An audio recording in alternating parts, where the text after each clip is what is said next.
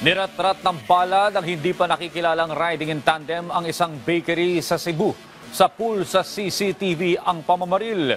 May detalye si Jessie Atienza ng PTV Cebu. Kuha ito sa command center ng Barangay Pardo. Pasado alas 2 ng madaling araw.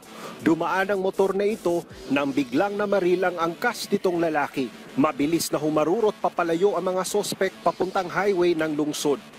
Basag ang estante ng bakery at maswerteng walang tinamaan o nasaktan sa pamamaril.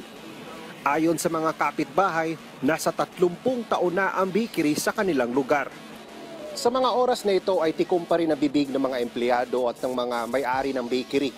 Palaisipan din para sa mga kapitbahay kung sino man ang mga sospek at ang motibo ng kanilang pamamaril. Nakikipag-ugnayan na ang mga opisyal ng barangay sa PNP para matukoy ang mga sospek. Naglagay tayo ng mga CCTV cameras sa mga major thoroughfares para purpose natin maging deterrent siya sa mga crimes.